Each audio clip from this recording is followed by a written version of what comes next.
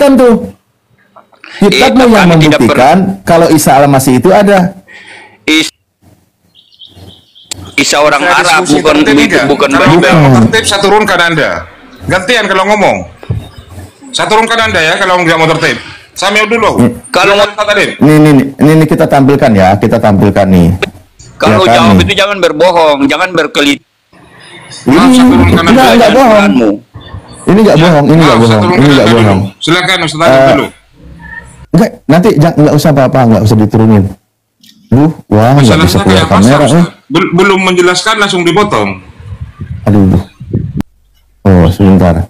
Enggak, dia kan nanya di mana, kurang lebih kalimatnya itu begini, di mana eksistensinya Isa Al-Masih, kan gitu. Lah ini kitabnya sendiri yang nyatet kok. Kalau kita menjelaskan lebih jauh, kayaknya mohon maaf nggak akan masuk di otaknya. Kitabnya sendiri yang mengatakan nih, Matius 1 nomor 1 di sini dikatakan inilah silsilah Isa Al-Masih, anak Daud, anak Abraham. Yang mengkonfirmasi kebenaran ada eksistensi Nabi Isa alaihissalam itu kitabnya sendiri. Nah, coba maunya gimana coba? Ayo, ada nggak sekarang faktanya Isa Al-Masih? Hei, mana tadi? Aku tanya dulu. Aku mau tanya dulu, Pak.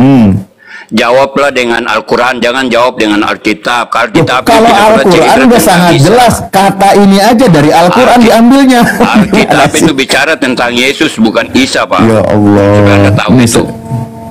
Di dalam Al-Quran itu mencatat tentang Yesus Kristus, bukan Isa. Itu nah makanya Anda tahu tuh. Itu buktinya dulu. Itu ada nama Isa Al-Masih. Isa Al-Masih di Al-Quran, di Alkitab orang Arab itu Isa Al-Masih itu memang Yesus Kristus, tapi di Al-Quran emang sejak kapan orang Arab menggunakan bahasa Indonesia? Sejak kapan? Sejak kapan orang Arab pakai bahasa Indonesia? Isa Al-Masih yang ada di Alkitab. Nih yang ada Kristen Indonesia comot-comot bahasa Arab dan mencomot-comot Al-Quran. Nih jadi ada ya kata Isa Al-Masih ya. Tanya mulu. Ini pakai dulu otaknya nih. Itu lahir di mana? Ini baca dulu. Ada ya di sini Isa Al-Masih ya, kitabmu yang menerjemahkan ya. Isa lahir di mana? Enggak, jangan pertanyaan berikutnya. Ini kau jawab dulu. Bahwa Isa Al-Masih itu eksis di bumi ini.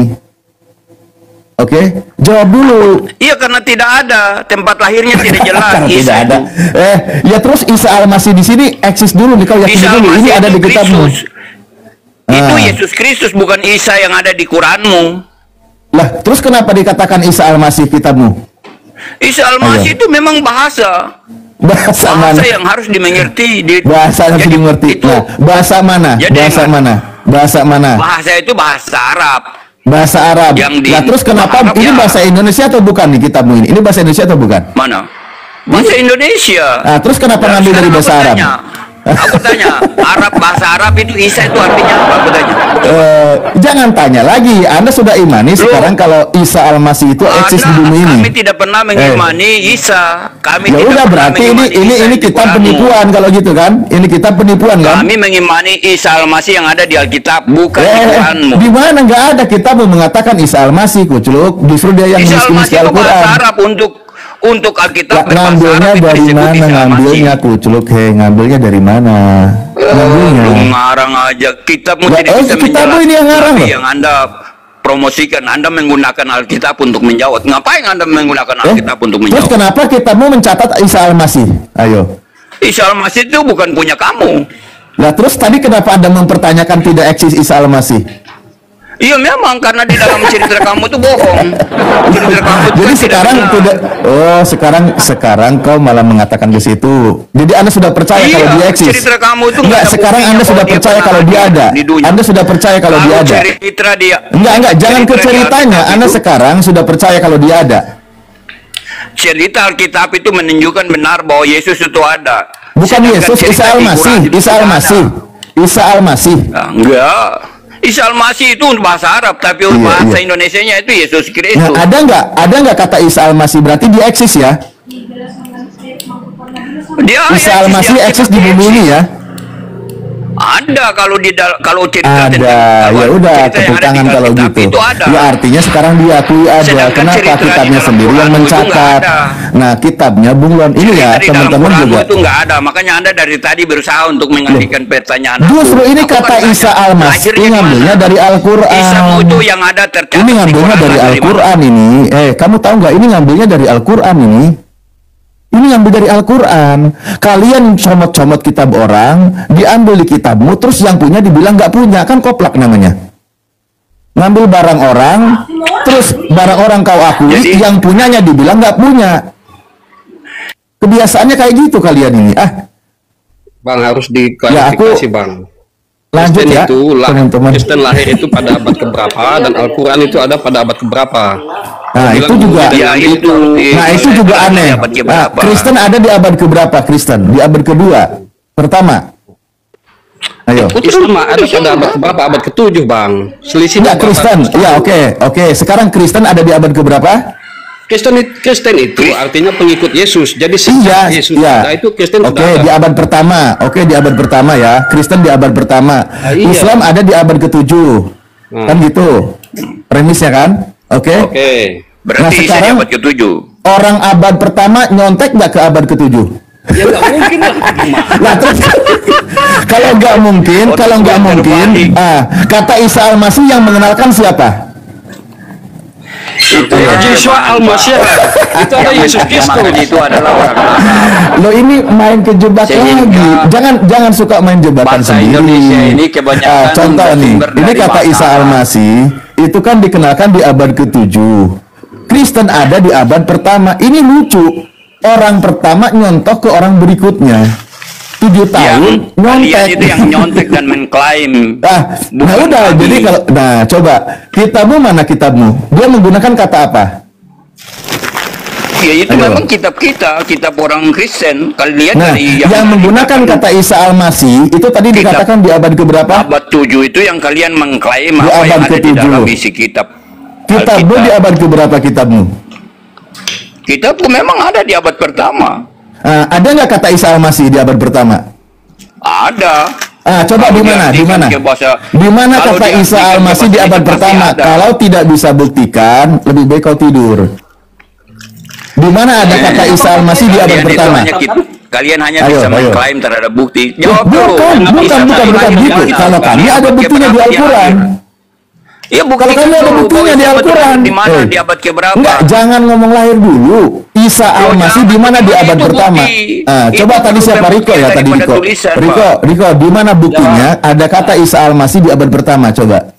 Loh itu yang Anda baca itu. Anda membawa. Isa Al-Masih kan? Anda hanya memutar balik. Loh, kok ini yang saya baca? Ini kan terjemahan LAI. Ini tahun berapa sih? Nih, saya baca. Baru ada di 2011. Iya jelas kalau terjemahan. Nah, ini baru ada di 2011 ini. Ini baru lahir 2011 ini. Aduh, belum ada 30 tahun ini umurnya. Kitabmu aja baru lahir 1924.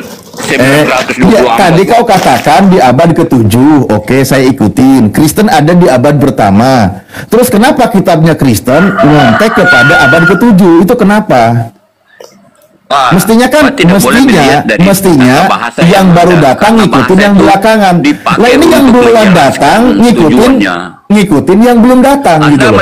Anda tidak berani menjawab pertanyaanku karena memang Anda 2011 tidak loh punya kitabmu bukti. baru nongol. Anda Isa hanya Al-Masih. memutar balik dengan tata bahasa, dengan bahasa terjemahan. Anda tidak bisa memberikan bukti bahwa Isa. Nah ini saya lagi tampilkan bukti. Ini lagi saya tampilkan bukti. Enggak, bukan kata-kata yang disampaikan, yang tampilkan Enggak, tadi kan kau nanya, di mana eksistensinya Isa Al-Masih kan?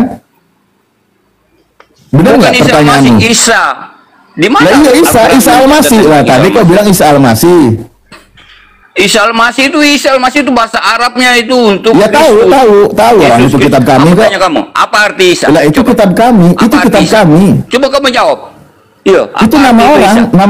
nama orang. Jangan tanya arti. Sekarang eksistensinya ada nggak? Yesus Kristus itu ada. Itu Yesus. Ini Isa Al-Masih. Ada nggak Isa Loh, Al-Masih? kenapa? Yesus Kristus itu adalah Isa Al-Masih, dalam bahasa Arab Isa Al-Masih. Sekarang diakui. Bahasa Indonesia. Bahasa Indonesia. Sekarang Yesus diakui Kristus. Isa Al-Masih itu ada. Tapi Isa yang ada di Quranmu itu bukan Yesus yang ada di Alkitab, supaya Anda tahu itu. Nah, kalau Isa yang di Quranmu bukan yang di Al-Quran itu, kalau di Al-Quran itu bukan Yesus, kenapa diambil Isa Al-Masihnya? Kenapa? Nih, Oh, yang Isa satu Al-Masih mengatakan bukan Isa berarti Al-Masih, yang yang satu Al-Quran. mengatakan Yesus. Kata Isa Al-Masih ngambilnya dari mana? Sebelum Islam masuk di Arab itu, Isa Al-Masih sudah dipakai oleh bangsa Arab Di mana? Kitab Mufandik itu baru ada di abad ke-9. Sebelumnya dia menggunakan kata Yasu. Kemudian Islam masuk, lalu mereka dan mengklaim bahwa itu milik dia. Kok ngarang? Jadi, kamu tampilkan data dulu. Coba kamu tampilkan data dulu. Aku tidak bisa menampilkan data. Ya sudah, karena kalau aku modal tidak congor mendingan di- ikutin punya data. dengerin di sini. Kamu itu dapat ilmu. Kamu dikasih Anda tahu. yang mau berbohong, ilmu ngibul itu siapa Boleh yang mau menambah percaya? sedikit, Bang? Kita mau Nah, sekarang yang nyontoh ke abad ke-7 siapa di sini? Di Arab sana.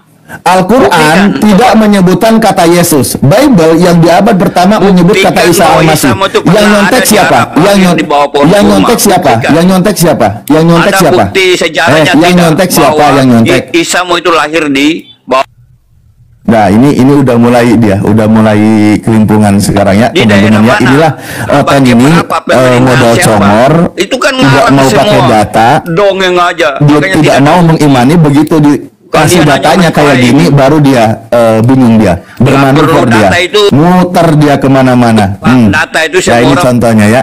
Tadi mohon izin ya, saya motong dan silahkan tadi dilanjut, maaf, karena memang ternyata menjawab sejarah. oten itu tidak selalu pakai Bukti ilmu yang sejarah. mendalam, nggak perlu. Itu alias dongeng. Cukup ya, disentil otaknya dikit, dibuka pikirannya bahwa ini loh ada gitu. Jadi nggak perlu pakai penjelasan lebih jauh. Masya Allah, tadi juga saya sempat mendengar bagaimana ketika Rasulullah SAW sholat menengadah ke langit gitu kan, luar biasa. Saya sempat menyimak di bawah itu bagian bagaimana sebenarnya Rasulullah SAW itu adalah sangat rindu sholat menghadap ke kiblat yang dibangun oleh kakek moyangnya, yaitu Nabi Ibrahim alaihissalam beserta Nabi Ismail, kan gitu ya. Sehingga ketika dia sholat menghadap Baitul Maqdis yang jadi kiblatnya bangsa Yahudi, ketika beliau sholat selalu menengadah ke langit, berharap dipalingkan kiblatnya kepada kiblat yang memang akan menjadi kiblat persatuan umat Islam. Dan hikmahnya sekarang, alhamdulillah, penuh dengan kedamaian. Seandainya kiblatnya tetap di Baitul Maqdis, wallahu a'lam, kita tidak tahu kan bagaimana yang tidak ada kedamaian di sana sampai sekarang. Umat Islam kiblatnya di Masjidil Haram bisa tetap beribadah dengan nyaman, dengan tenang sampai sekarang. Bisa menunaikan ibadah haji tenang, nyaman sampai sekarang. Coba kalau di Baitul Maqdis, memang itu ya sudah ditutup masa kenabian dari Bani Israel, kiblat pun dipindahkan. Kembali kepada para guru semuanya, mohon izin, cuman tadi saya agak kesel aja. Dia nanya Isa Al-Masih, tapi kitabnya sendiri mencatat Isa Al-Masih. Ya, lanjut. Gurunda Bos. sudah ready? Gurunda? 5 menit lagi beliau masih berdoa. Silakan, ini masih ada 2 Kristen, Rico dan Vin. Saya nggak bisa ngomong, soalnya tidak dikasih waktu untuk ngomong, jadi terlalu banyak. Silahkan ngomong, asalkan jangan saling berbenturan. Tadi Makora itu musuh nggak memberi kesempatan Anda ngomong kan, nyerocos terus dia. Ya silakan sekarang, bagian Anda ngomong, silakan. Iya, jadi begini, saya pikir ya, cerita soal Nabi Isa atau Yesus di dalam Bible itu berbeda antara Al-Quran dan Bible. Nah, saya mau tanya nih, dasar kutipan di dalam Al-Quran itu untuk mengambil cerita Musa, Isa Al-Masih itu dari mana, Bang? Dari wahyu Al-Quran. Al-Quran menyebutkan surah Ali Imran, Bismillahirrahmanirrahim, dalika min amba'il ghaib, itulah dari kabar-kabar perkara gaib, wahyu yang Allah wahyukan kepada Nabi Muhammad SAW, kan gitu. Dalika Jadi, Isa bin wahyu Maryam turun kalul Muhammad, haq, ya? itulah kisah Isa putra Maryam, perkataan yang benar. Itu berdasarkan wahyu di Al-Quran. Contoh ya, ini pembuktian wahyunya. Kita kembali lagi kepada pembuktian ya, sebelum kita membahas tentang sejarah. Karena kalau kita membahas tentang sejarah, teman-teman Kristen juga akan kesulitan. Begini, ketika Al-Quran menyebutkan, itu kan ada di ayat 43, seingatku di Ali Imran ya, bahwa itu tentang wahyu yang Allah sampaikan. Ayat 43, 44, yang memang Rasulullah menerima wahyu ya tentang kisah Nabi Isa, padahal Rasulullah tidak berada di sana, tidak semasa dengannya, kan gitu. Nah, ketika Al-Quran mengabarkan tentang Nabi Isa alaihissalam berdasarkan wahyu, bahwa dikabarkan dia tidak memiliki seorang ayah, konsisten. Makanya Al-Quran menyebutkan Bismillahirrahmanirrahim, idqulatil malaikatu ya Maryamu innallaha yubasyiruki bikalimatin minhu ismuhul Masihu Isa bin Maryam. Isa bin Maryam, di situ dikatakan bahwa namanya Al-Masih Isa putra Maryam, wajihun fi dunya wal akhirah wa minal muqarrabin. Dia termasuk orang yang didekatkan di hadapan Allah dan orang yang terkemuka. Itu dijelaskan di dalam Al-Quran tentang kisah Nabi Isa. Dia tidak memiliki seorang ayah, konsisten, selalu menggunakan Isa bin Maryam, Isa bin Maryam, Isa bin Maryam. Itu Al-Quran. Beda nggak dengan kitabnya Kristen? Beda. Kalau kitabnya Kristen, Yesus itu punya bapak, punya ayah. Kalau kitabnya umat Islam, dia tidak punya ayah. Dia langsung disandingkan nama itu kepada ibunya. Nah, itu bedanya.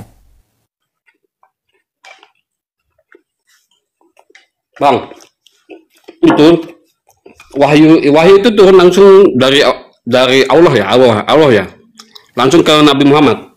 Lah iya kan, melalui malaikat Jibril. Makanya Al-Quran lagi menyebutkan Jalika natluhu alaika min ayati wadikril hakim. Demikianlah kisah Nabi Isa itu kami membacakannya kepadamu, sebagian dari bukti-bukti kerasulan Nabi Muhammad SAW yang membacakan Al-Quran yang penuh hikmah. Nabi kami yang tidak pernah belajar, tidak pernah meneliti, tidak pernah mencari tahu, menyelidiki siapa yang mendapatkan informasi tentang peristiwa itu. Nabi kami langsung dapat informasinya dari Sang Pencipta yang mengawasi seluruh makhluknya. Contoh, Allah Subhanahu wa Ta'ala menciptakan Nabi Isa alaihissalam dan kisahnya tercatat. Nah, kisah Nabi Isa itu diceritakan lagi oleh Nabi kami berdasarkan wahyu dari Sang Penciptanya.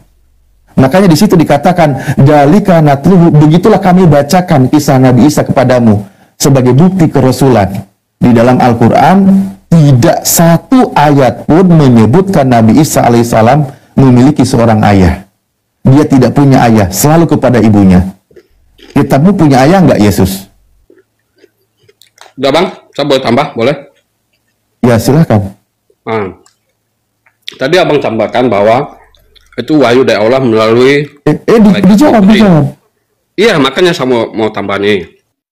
Itu berapa lama wahyu itu turun sampai kisah dan kitab itu dituliskan, dan siapa yang menulis? Karena kita tahu bahwa kok dikembangin lagi. Telan dulu. Kalau masalah itu wahyu Rasulullah itu hitungan bulatnya 23 tahun dari usia 40 sampai ke usia 63. Itu wahyu turun kepada Nabi kami sesuai dengan peristiwa kasusnya ketika berhadapan dengan Nasrani. Contoh kisah Nabi Isa alaihissalam di dalam Al-Quran dikatakan dia tidak memiliki seorang ayah. Makanya dikatakan Isa bin Maryam, dia putra Maryam. Karena apa? Karena dia tidak punya ayah gitu. Nah, kitabmu siapa ayahnya Yesus? Ini bang, secara biologis itu dia bukan. Jadi bukan. Anda kalau masih makan dulu selesaikan biar nanti yang lain. Ini pertanyaan saya buat yang Kristen ya. Nanti kalau Guru sudah kembali monitor juga boleh.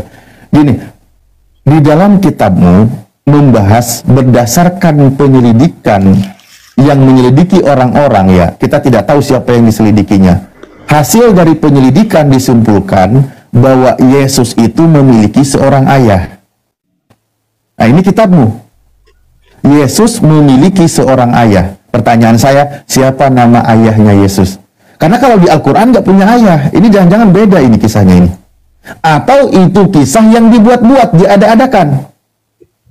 Atau yang bikin silsilah ini nggak tahu yang dibikin silsilah punya ayah ini bakal dituhanin. Silakan. Saya mau nanya nih, oke ya. Ya berdasarkan dua versi itu pasti Orang berbeda. lagi ditanya mau nanya mulu, coba dari tadi nggak mau Begini jawab. Bang, makanya saya Allahu jawab, Akbar. Jadi jangan dipotong dulu. Secara biologis, Yesus itu tidak dilahirkan melalui proses hubungan suami istri, layaknya suami istri, Bang. Di dalam Alkitab Bible sudah jelas dikatakan bahwa Yesus itu bukan lahir melalui hubungan badan, tidak. Walaupun itu ada yang namanya Yusuf. Yusuf yang menemani Maryam sampai pada saatnya Maryam melahirkan Yesus. Begitu, Bang. Jadi kitabmu mengatakan ayahnya Yesus itu Yusuf. Ya karena kan begini, tidak mungkin seorang perempuan. Enggak, itu berdasarkan kitabmu atau bukan? Kalau Yesus punya ayah namanya Yusuf, itu berdasarkan kitab atau asumsimu? Ya kalau dibilang keturunan Yusuf ya iya. Enggak, pertanyaan saya, kau mengatakan Yesus punya ayah namanya Yusuf. Itu berdasarkan kitab atau berdasarkan asumsimu? Kapan saya mengatakan Yesus punya ayah itu Yusuf? Lah tadi kau bilang Yusuf. Yusuf itu siapa? Bapaknya bukan? Tadi kan saya bilang yang menemani Maria pada proses kelahiran Yesus itu. Pertanyaan saya bukan yang menemani, yang menjadi ayahnya. Ya bapak dari Yesus ya bapak di surga. Tolonglah dipahami. Loh, abang tidak Berarti bukan Yusuf, bapaknya Yesus bukan Yusuf. Oke, berarti kalau gitu bapaknya Yesus bukan Yusuf. Bukan. Bapak biologis. Kalau ada kitab yang mencatat bahwa Yesus itu anak Yusuf, berarti menyebarkan berita hoak, betul? Secara biologis bukan anak kandungnya Yusuf. Lah kok jadi secara biologis? Anda tadi sudah katakan bahwa Yusuf itu bukan ayahnya Yesus, kan gitu? Yusuf itu dia adalah orang tuanya tapi bukan anak dari hubungan biologis. Gimana? Enggak, ya? saya tanya, Yusuf itu ayahnya Yesus, itu benar atau salah? Itu dulu deh. Kamu kok jadi kayak bingung? Iya, orang tuanya. Orang tuanya, bapaknya berarti ya ayahnya. Dari hasil hubungan biologis, Bang. Enggak, saya enggak ngomongin hubungan biologis, itu urusan pribadi dia masing-masing yang berumah tangga. Enggak. Jadi Yesus punya ayah namanya Yusuf, gitu. Ya. Nah, pertanyaan saya, berarti benar kan ketika tadi Anda katakan bahwa Yesus tidak punya ayah. Faktanya sekarang Anda sebutkan Yesus punya ayah namanya Yusuf. Saya kan bilang, ayah dari hubungan biologis kan tidak ada. Oh, berarti bukan ayah sesungguhnya, bukan? Ya secara adat. Ya, jadi ayah adat, bukan ayah kandung, bukan ayah sesungguhnya. Ya bapak di surga. Enggak, jadi Yusuf ini bukan bapak sesungguhnya Yesus, bukan? Yesus ini kan anak Allah. Enggak, iya, jadi Yusuf ini bukan ayah sesungguhnya Yesus, bukan? Bukan anak kandung. Iya, berarti Yusuf ini bukan ayah sesungguhnya Yesus, bukan? Ya, bukan anak yang lahir dari hubungannya Yusuf dan Maria. Nah, berarti kita belum mencatat berita yang bukan sesungguhnya. Karena kita belum mencatat bahwa Yesus itu anak Yusuf. Itu harus dipahami, Bang. Kalau abang Nah, memahami. ini makanya biar paham Anda. Enggak, gini aja deh, gini. Kan bunyi ayatnya tuh begini. Ketika Yesus melakukan pekerjaannya, kira-kira umur 30 tahun, saya aja masih ingat bunyinya, dan menurut anggapan orang, ia anak Yusuf. Nah, itu kitabmu yang mencatat. Berdasarkan penelitian Lukas, dia katakan, Yesus itu menurut anggapan orang anak Yusuf. Itu bunyi ayatnya benar atau salah? Ya. Itu catatan Lukas itu benar atau salah? Menurut anggapan orang, Yesus anak Yusuf. Ya. Allahu Akbar, laptopku mati. Oh, oke. Anda katakan ya. Ya berarti anggapan orang itu benar. Iya, betul. Kalau Yesus itu anak Yusuf. Makanya gini, kasih waktu untuk ngomong. Ya berarti anggapan orang itu benar. Kalau Yesus itu anak Yusuf, kan gitu. Bisa nggak kasih waktu 1 menit atau 30 detik lah saya ngomong. Kalau abang ngomong terus gimana saya mau jelasin? Nah kan dari tadi Anda sudah jawab. Kalau gurunya Saya sudah jawab, meminta, abang langsung potong ya. Nggak fair lah kayak gitu, Bang. Iya, Dek. Udah, boleh ya, begini Bang. Sadel gitu. Iya. Kalau dibilang begini Bang, garis kan di dalam tadi Abang bilang Yesus itu anak Yusuf. Begini, tidak mungkin seorang perempuan dia bisa melahirkan tanpa laki-laki yang menemani. Maka itu Yusuflah yang menemani Maria Bang. Jadi secara budaya, ini kan mereka hidup pada zaman bangsa Israel Bang. Tidak mungkin perempuan melahirkan tanpa laki-laki yang menemani. Makanya asumsi masyarakat bahwa Yusuf adalah ayahnya Yesus. Kan begitu Bang. Contoh, saya kasih contoh. Misalnya ada anak yang diangkat. Misalnya anak orang lain diangkat. Masuk di dalam kartu keluarga. Itu dianggap sebagai anak atau enggak? Kan dianggap sebagai anak Bang. Seperti itu penjelasan saya Bang. Karena kalau kita tetap di dalam konsep Kristen dan Islam pasti akan berbeda terkait Yesus atau Isa Al-Masih di dalam Quran, begitu Bang. Pasti nggak akan ketemu Bang. Boleh saya ngomong? Boleh, silakan. Baik. Silakan. Saudara Kristen ini mencoba untuk menjelaskan anak manusia Yesus. Sedangkan Yesus yang manusia itu utusan Tuhan kepada Bani Israel. Kristen mulai hari ini harus belajar membela Yesusnya. Jangan Yesus Bani Israel, tapi Yesus merek Paulus. Kalau Yesusnya orang Kristen itu tidak berbapak dan tidak beribu. Di mana itu tertulis? Di dalam Galatia 1 nomor 1. Yesus Kristus yang disembah Kristen itu bukan anak manusia. Kalau Yesus yang tadi anak tirinya Yusuf itu masih manusia, anaknya Maria, dia cucunya Daud. Jadi Paulus berkata sebelum mendirikan agama Kristen, sebelum melegalkan kemudian kulub tidak dipotong, sebelum melegalkan babi dimakan, sebelum kitab Taurat itu diobrak-abriknya dikatakannya sebagai sampah, sebelum Yesus itu diajarkan kepada Bani Israel bahwa dia adalah manusia dikutuk, dia mengaku bertemu dengan Yesus Kristus yang bukan manusia. Galatia 1 nomor 1, nomor 11, nomor 12. Jadi mau sampai robek pun mulutnya Kristen membela Yesus anak Maria itu percuma. Karena bakal diusir juga sama Yesus. Karena Kristen ini adalah penyembah Yesus Kristus yang bukan manusia. Jadi kita nggak usah ribut Yesus Isa. Toh Yesus yang anak manusia nggak ada hubungannya dengan Kristen. Ngapain orang Kristen sibuk bela-bela anak Maria, ngapain? Yesus yang disembah oleh orang Kristen itu adalah makhluk roh yang masuk ke dalam tubuh yang dikubur dan bangkit pada hari ketiga. Jadi Yesus anak Maria bukanlah Yesusnya Kristen. Yesus anak Maria itu Yesusnya Islam.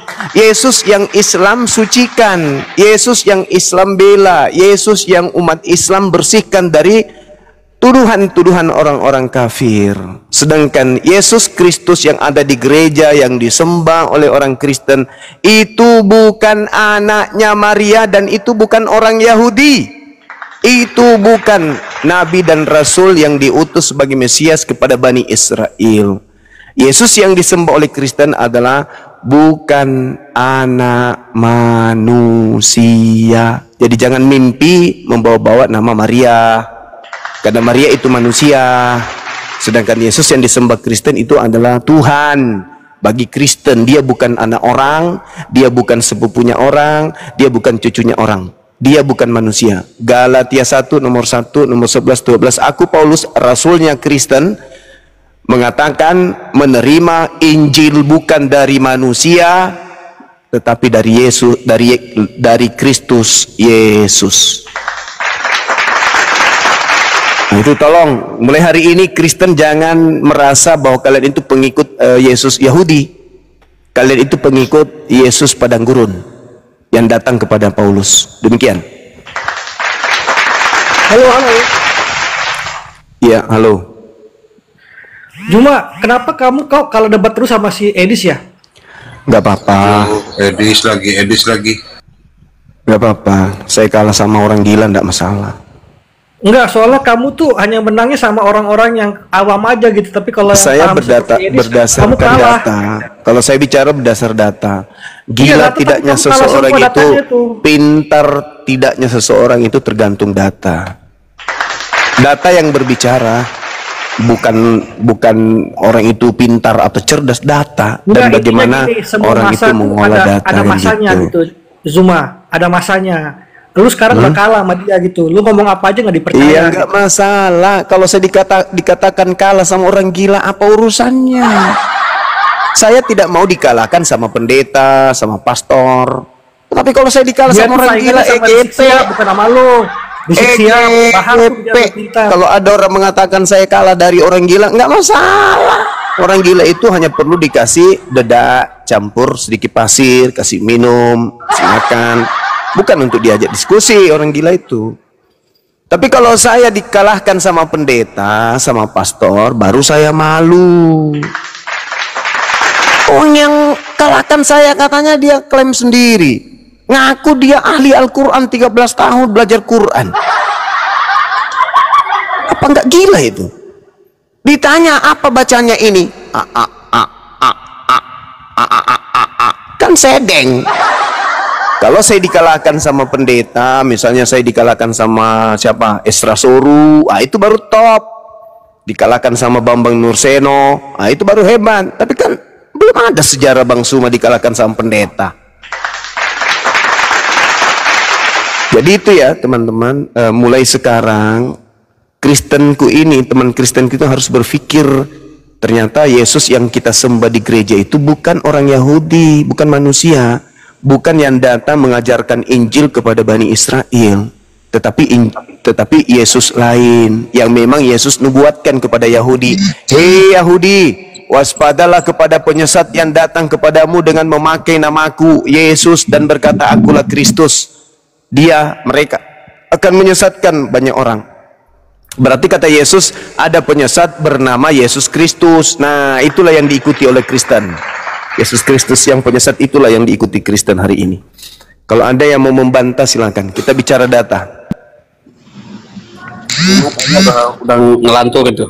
Silakan Anda bantah aja Bang, bantah silakan. Ngelantur lah Bang. Silakan Anda bantah. Yesus yang ada di Bible itu sama semua Bang, sama. Tidak Jadi, sama. bedanya di mana Bang? Oke, saya kasih perbedaan. Sabar. Saya kasih perbedaan. Anda minta perbedaan kan? Saya kasih. Yesus yang manusia mengatakan di dalam Matius 10 nomor 5 nomor 6. Yesus berpesan kepada ke-12 muridnya. Kepada ke-12 murid Yesus berpesan, janganlah kalian ke bangsa lain atau pergi ke bangsa orang Samaria, melainkan kecuali pergilah kepada bangsa domba-domba yang sesat dari umat Israel. Itu Yesus yang asli. Yesus yang palsu, Matius 28 nomor 19. Kepada aku telah diberi kuasa langit dan bumi, pergilah ke seluruh dunia, jadikanlah seluruh bangsa menjadi muridku. Itu Yesus yang palsu. Yesus asli hanya untuk Bani Israel, Yesus palsu untuk seluruh dunia. Kata Yesus yang asli, dia Yesus palsu akan menyesatkan banyak orang. Bahaya nih Bang. Tuh, mau lihat? Asli dan palsu Bang. Mau lihat duduk perkara yang sesungguhnya? Coba Anda lihat di dalam Lukas 22 nomor 69 nomor 70. Ketika orang yang ditangkap itu dianggap Yesus, justru dia berkata apa? Yesus saat ini, sekarang ini sudah duduk di sebelah kanan Tuhan yang Maha Kuasa. Berarti yang sedang berbicara itu bukan Yesus. Karena kata orang ini, Yesus sekarang ini sudah duduk di atas. Sedangkan yang disidang ini adalah dianggap Yesus. Berarti yang disidang, berarti yang ditangkap, yang disidang, yang dieksekusi, yang disalib, yang keluar dari kubur, itu bukan Yesus. Makanya di dalam Markus 16 nomor 12 apa katanya? Coba Anda baca. Yesus menampakkan diri dalam rupa yang lain kepada kedua murid tersebut. Satu, di Yohanes 20, Maria datang ke kuburan pagi-pagi. Sudah bicara dengan oknum itu, Dan ternyata Maria menganggap orang itu adalah tukang kebun, padahal itulah Yesus katanya. Markus berapa tadi bang? Markus berapa? Markus 16 nomor 12. Jadi yang datang sudah rupa yang lain. Makanya dalam Kisah Para Rasul 25 nomor 19, mereka berselisih paham tentang seseorang yang bernama Yesus. Ada yang mengatakan Yesus sudah mati, tapi Paulus mengatakan dia masih hidup. Berselisih paham. Makanya orang Yahudi tetap Yahudi hari ini, Kristen tetap Kristen. Dua kelompok manusia yang berbeda pandangan terhadap satu pribadi. Islam datang meluruskan untuk menyadarkan saudara Kristen, tapi nggak sadar-sadar juga. Islam datang, hei, yang kau sembah itu bukan Yesus. Wa ma qatalu wa ma salabu walakin syubbiha lahum. Yang orang Yahudi bunuh itu adalah yang diserupakan keadaan seakan-akan mereka membunuh Nabi Isa, padahal bukan. Jadi persoalannya begini bang, boleh saya jawab? Yang menjadi persoalannya begini. Nabi Muhammad setiap menerima wahyu itu tidak ada saksinya. Beliau menerima wahyu, ujuk-ujuk terima wahyu, ujuk-ujuk terima wahyu, lalu saksi. Nabi Musa siapa saksinya menerima wahyu? Gimana bang? Nabi Musa siapa saksinya menerima wahyu? Ya, saya ulang pertanyaannya. Nabi Musa yang menjadi saksi dia menerima wahyu itu siapa? Seketika dia turun dari gunung Sinai, lantas berikan kepada Harun, lalu kemudian kepada Yosua bin Nun. Mereka langsung percaya, Kristen percaya. Nabi Muhammad menerima wahyu di tengah-tengah bangsa Arab. Seluruh bangsa Arab beriman kepadanya. Selama 22 tahun beliau menerima wahyu, bukan cuma sehari, bukan seminggu, sebulan, setahun. Selama 22 tahun, waktu yang sangat lama. Disaksikan oleh keadaan yang ada di sana. Situasi menyaksikan, keadaan menyaksikan, hubungan mereka dengan manusia yang ada di sekitarnya menyaksikan, hubungannya dengan bangsa lain di luar Arab menyaksikan. Dan kami sampai hari ini juga bersaksi bahwa apa yang ada di dalam Al-Quran itu benar-benar wahyu, meskipun kami tidak hadir di situ. Alam semesta ini bersaksi, ilmu pengetahuan bersaksi, ilmu kedokteran bersaksi, ilmu politik bersaksi, ilmu militer bersaksi, ilmu tata ruang bersaksi, semuanya bersaksi bahwa Al-Quran itu adalah bahasa dari langit. Hari ini kalau Anda mengatakan Lukas ada saksinya, Markus ada saksinya, Matius ada saksinya, ilmu pengetahuan tak sanggup kemudian mendatangkan keadaan di mana tulisan-tulisan mereka itu benar adalah firman Tuhan. Tidak ada disiplin ilmu yang bisa kita pakai pengkaji bahwa yang dituliskan Lukas, Matius, dan Paulus itu adalah firman Tuhan. Tapi kalau berbicara mengenai Al-Quranul Karim, Al-Quran berbicara mengenai tata ruang, tata surya, Al-Quran berbicara mengenai udara, Al-Quran berbicara mengenai embrio, Al-Quran berbicara mengenai lapisan bumi, lapisan langit, dan seterusnya. Ilmu pengetahuan bersaksi dengan sebenar-benarnya tentang itu. Jadi tidak perlu ada manusia melototin malaikat turun. Oh, malaikat turun, getubuk, jalan dia ke rumah Nabi Muhammad, getubuk, ngintip orang-orang lewat pohon. Oh, dia sedang berbicara. Bukan seperti itu. Itu bukan wahyu namanya. Itu berita tragedi pemerkaos orang-orang yang lagi nafsu kepada tetangga. Wahyu itu tidak butuh. Abraham alaihissalam bertemu dengan malaikat Tuhan, siapa saksinya? Tak ada. Adam bertemu dengan Tuhan, siapa saksinya? Tak ada. Nabi Musa bertemu dengan malaikat, bertemu dengan Tuhan, siapa saksinya? Enggak ada. Daud, Daniel, Yeremia, Yesaya berbicara dengan Tuhan, siapa saksinya? Tak ada. Jadi yang namanya wahyu itu hanya ada antara sang nabi dengan sang Tuhan. Tidak ada orang lain, karena kalau ada orang lain yang melototin itu berarti mereka juga nabi. Sedangkan Tuhan hanya memberikan wahyu kepada oknum nabinya saja. Tidak ada yang melihat. Tidak ada yang melihat. Makanya di dalam Yohanes 8 nomor 17, 18 dan seterusnya, Yesus berkata, aku tidak menghakimi orang, tetapi kalau aku menghakimi orang, penghakimanku itu benar, sebab aku tidak seorang diri, aku bersama dengan Bapa. Dan bukankah di dalam kitab Tauratmu dikatakan 2 saksi adalah sah? Akulah yang bersaksi tentang diriku dan Bapa juga bersaksi tentang diriku. Nah, mana Bapa? Ada yang bisa melihat Bapa selain Yesus? Gak ada, cuman Yesus saja. Berarti hanya 2 saksi yang dibutuhkan untuk kebenaran itu. Nabi Muhammad tidak butuh banyak orang bersaksi. Kenapa? Sebuah kebenaran tidak dibutuhkan saksi untuk jadi benar. Yang membutuhkan banyak kesaksian adalah sesuatu yang tidak benar dipaksa menjadi benar, maka semua yang menjadi saksi itu saksi palsu semua. Seperti Paulus, seperti Lukas. Lukas berkata, banyak orang yang menyusun berita-berita. Ditanya, siapa banyak orang itu? Coba sebutkan satu. Nehi merica ketemu merajahe. Tak ada, percuma. Tapi kalau Nabi Muhammad menerima wahyu, Iqra, Nabi Muhammad mengumpulkan masyarakatnya. Wahai umat Islam, ya Rasulullah, aku didatangi roh kebenaran. Beliau kemudian menyampaikan kabar gembira. Diterangkan, Iqra bismi rabbikal ladzi khalaq. Kalimat itu direkam sama sahabat, dihafalkan, dituliskan. Nah, lalu kemudian zaman mengolah data itu, apakah betul pencipta langit dan bumi mengajar manusia dengan perantaraan pena? Ternyata faktanya, saudara-saudara, ada yang disebut ibtidaiyah, SD, SMP, SMA, kemudian universitas, perguruan tinggi, master dan seterusnya. Rupa-rupanya manusia itu menjadi cerdas karena pena, pulpen. Ada nggak ilmu pengetahuan yang bisa membantah itu?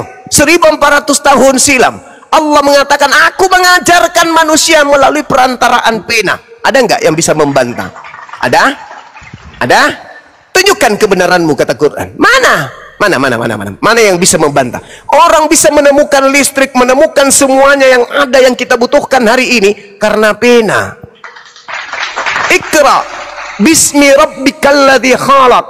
Khalaqal insan min alaq. Iqra wa rabbukal akram alladzi 'allama bil kalam. Pena. Hai, dari mana Nabi Muhammad? Dulu belum ada sekolah, belum ada TK, belum ada SD, SMP, SMA, apalagi perguruan tinggi. Kok dia bisa paham bahwa manusia akan cerdas melalui perantaraan pulpen? Kok bisa? Nabi ku tahu. Siapa saksinya? Nggak perlu, karena alam semesta ini sudah bersaksi bahwa apa yang diterangkan Al-Quran, wahyu pertama yang diterima Nabi Muhammad itu benar adanya. Tak ada keraguan. Zalikal kitabu la raiba fihi hudal lil muttaqin. Al-Quran cakupannya tidak ada keraguan baginya. Petunjuk di dalamnya, petunjuk bagi orang-orang yang takut kepada Tuhannya. Coba bandingkan dengan Bible. Ular makan debu, mana ilmu pengetahuan apa yang bisa membuktikan ular makan debu? Singa makan jerami, mana ada singa makan jerami? Tak ada kemudian yang bisa membuktikan itu. Tapi Al-Quran Nabi Muhammad seorang diri, tidak ada pendamping-pendamping. Lukas menulis Lukas, Markus menulis Markus, Paulus menulis Roma, Galatia. Oh, kumpul mereka. Tapi apa isinya? Hah? Apa isi kitab setebal itu ilmu pengetahuan bisa? Enggak ada. Makanya sehebat apapun sebuah wilayah, sebuah negara, mayoritas Kristen tidak akan bisa menjadikan Bible sebagai asas negara mereka. Kenapa? Bible tidak bisa dijadikan sebagai asas ilmu. Ilmu apa yang bisa didapat di Bible? Tuhan datang ke bumi, netek sama perempuan. Tuhan turun ke bumi menjadi bayi, nonotnya dipotong. Ilmu apa yang bisa dikasih kepada manusia? Nggak ada. Tapi kalau Al-Quran wahyu pertama, Iqra, baca dengan perasaan, baca dengan hati, baca dengan keadaan, baca dengan pikiranmu, baca dengan situasi, semuanya. Apa yang kita alami hari ini, pesawat bisa terbang, kapal laut bisa berlayar, motor bisa melaju, itu karena apa? Karena Iqra, karena membaca. Hukum Indonesia itu menggunakan hukum Bible, Bang, bukan hukum Islam, Bang. Coba kasih hukum Bible di Indonesia yang dipakai yang mana? Oke, satu aja ya. Satu saja. Silakan. Satu. Ketuhanan yang Maha Tiga. Bukan, dengar. Oh, bukan. Indonesia itu melarang menikah di bawah umur. Kalau di dalam Indonesia, coba kamu tunjukkan dalilnya di Bible melarang menikah di bawah umur. Coba. Mana dalilnya? Mana dalilnya larang menikah di bawah umur? Mana? Hukum apa? Hukum Kristen kan? Enggak, mana dalilnya di Bible? Mana dalilnya di Bible melarang menikah di bawah umur? Mana dalilnya? Ya jelas tidak ada, tetapi orang Kristen tidak menikah dengan orang di bawah 6 tahun, Bos. Tidak ada. Sedangkan di dalam Bilangan 31 nomor 18, Bilangan 31 nomor 18 bisa menggauli bayi yang baru lahir 1 jam tadi. Kau baca Bible itu, kau baca Biblemu yang kau ambil dari agama lain. Bilangan 31 nomor 18 bisa menggauli, mengambil anak perawan, anak-anak kecil yang baru lahir 1 detik, usia 1 detik, usia 2 detik, usia 3 detik. Malu kau kan? Malu kau kan? Malu kau kan? Malu. Justru asas nikah yang ada di Indonesia itu ambilnya dari Al-Quran. Di Kristen tidak ada syarat sah nikah. Tidak ada syarat sah nikah di Kristen. Malah kalau Anda baca di dalam kitab saudara, di dalam agama Kristen itu laki perempuan itu sama. Bang, undang-undang perlindungan anak itu di dalam itu agama berdasarkan Kristen, Bang, bukan Islam, Bang. Kalau berdasarkan Islam berarti bisa nikah sama anak 6 tahun, Bang. Dengarkan. Di mana dalilnya kemudian bisa menikah usia 6 tahun dalam Al-Qur'an? Oh, kan orang Islam itu kan harus menuruti apa? Ikut apa yang Muhammad lakukan. Oke. Kalau begitu, kalau begitu 1 Yohanes 2:6, dengar. Kalau begitu, siapa yang mengaku di dalam dirinya ada Yesus, maka dia wajib hidup sama seperti Yesus. Yesus menikah enggak? Yesus Tuhan, Bang. Yesus menikah enggak? Berarti kamu harus Tuhan juga dong. Kita adalah Alkitab. Saudara. Yesus dan Alkitab. Berarti Anda juga harus Tuhan dong, karena dikatakan dalam kitabmu, barang siapa yang mengatakan Yesus ada di dalam dirinya, dia wajib hidup sama seperti Yesus hidup. Yesus hidup, tidak menikah. Berarti ada nggak undang-undang di Indonesia melarang menikah?